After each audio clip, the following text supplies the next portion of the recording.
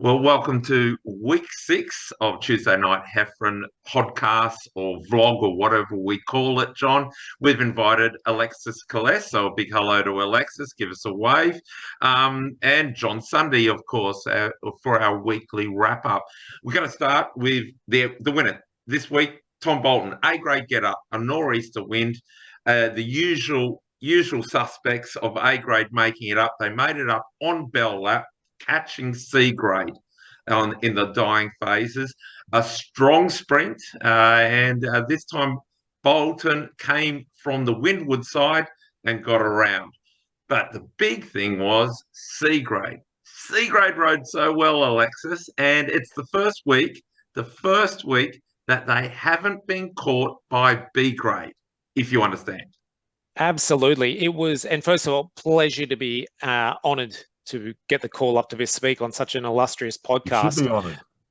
But it certainly was the first week where C grade as well, we're on it from the gun. I think rolled out and worked together for the whole 15 laps that they were going from. And I think before I came on, I thought the previous week I was going to go, oh, well, I can just talk about how C grade probably typically lose it in the first lap or the first couple of laps when they just sit there and kind of gently roll around for the first three.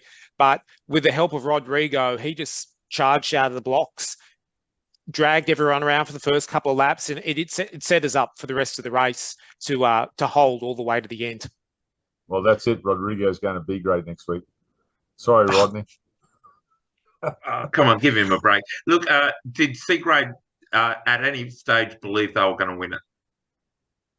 Look, I'd like to think there were certainly people within the bunch that thought, yeah, it was in with a chance. I think, though, being so early in the season, I don't know if the belief was ever really there.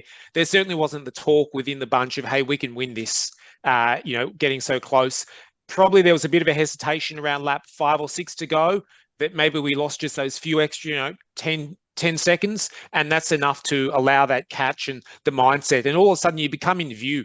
And all of a sudden the grades start actually thinking, oh, we've got them, as opposed to just thinking about, well, we're racing for first in our grade to get across the line.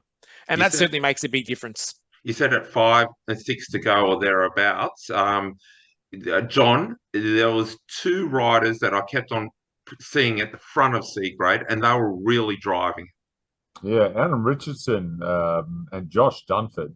They were on the front repeatedly, weren't they, around about that 6 and 5 to go. But then, like you mentioned, some monster turns. We had what we discussed earlier was monster turns from Edwin Britz, A grade in that sort of 3 and 2 to go. And then all of a sudden, at the bell, you could see it about to unfold and happen. And the catch was on the last lap. Yeah, when we get to the video of Ollie Penny, which we love Ollie Penny's videos, and most people do, he gets massive hits and lots of comments. But I'll prelude it when we get to it about how the C graders played in. Let's move along to the B graders, though. They got caught with 6 to go, and the A graders were on a very fast pace. Not many of them made it up to you, Alexis. Did you see many of the white numbers? Yeah, it was actually the first time that we never really saw B grade throughout the entire race. And it was the first time you actually thought, they're nowhere to be seen. And normally you can start looking around with 5, 6 to go and you feel like they're hunting you down. Whereas it was the first week where you almost felt like it was purely A grade in the race. Who were kind of hunting us down, which, is never a good feeling, because I know pretty much our entire series, no one's got the fitness to go 15 laps. And so, when that catch happens, there is a few people who, can breathe a sigh of relief, and we can pull the parachute and hit the sidelines. And you often do, Alexis. John, how many B graders ended up finishing roughly, or at guess? Oh, I think there was something like 40 plus starters in B grade off the top, from memory. But what was notable was because they got caught so early, like at 6 to go, only a third of them finished. I think it was only 13 or 14 finishes in B grade.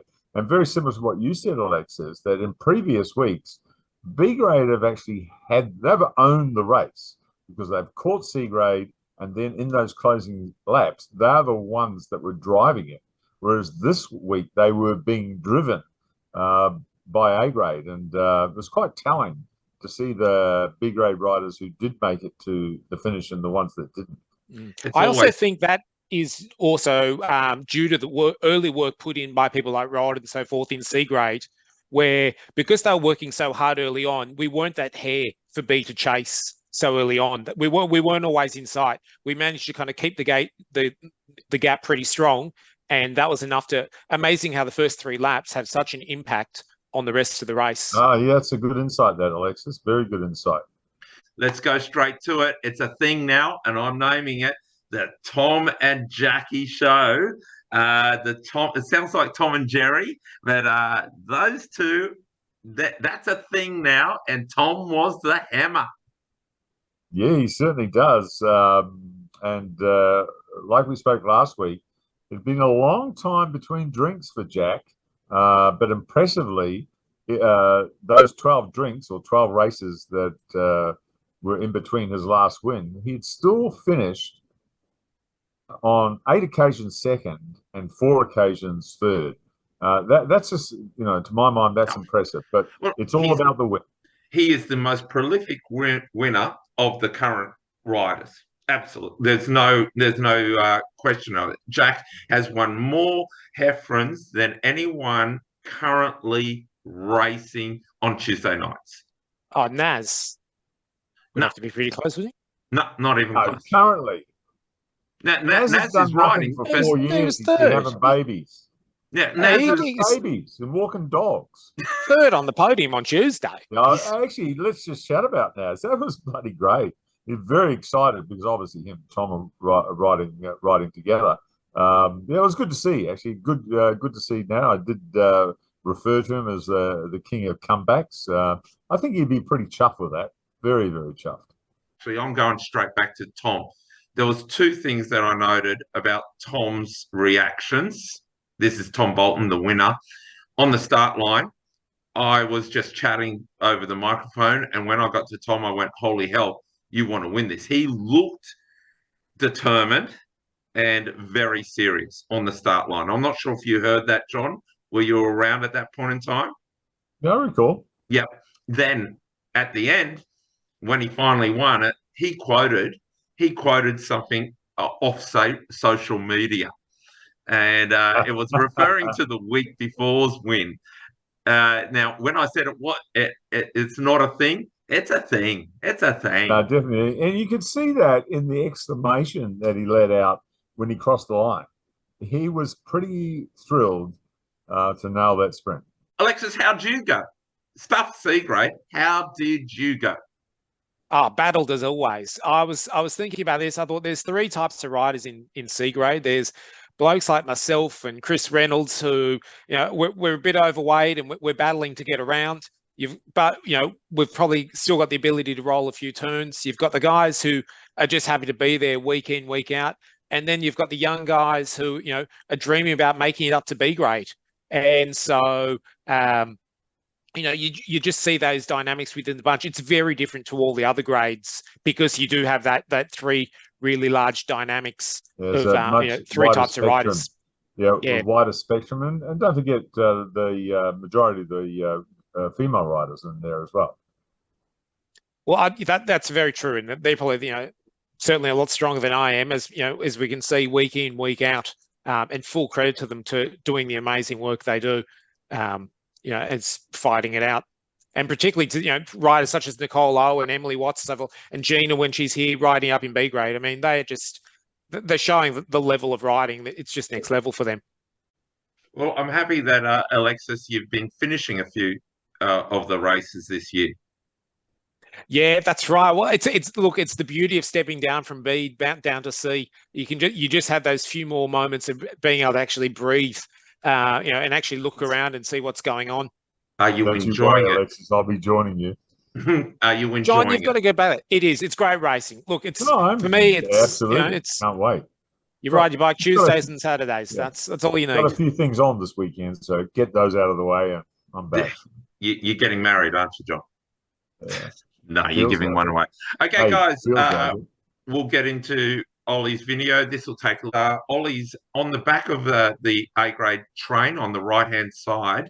Right now, at the front of C grade, they're getting the bell, and there are 4 C graders absolutely drilling it. They had a little gap to the rest of them who were chasing. And John, I will pause the video to find out the rider in black who it was. But let's start, and straight away you're going to see Ollie go the wrong side. Let's get this going.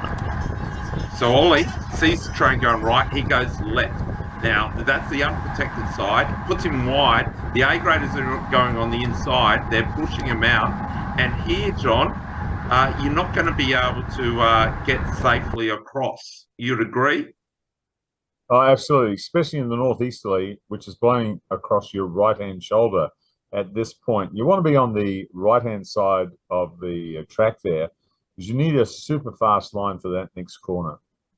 Now, want to point out Hudson Rowling here, and the tall Sydney University velo rider. We'll move on a little, and you can still see the A grade line coming around, and all the blue numbers are the C graders, and you'll see a lot across there.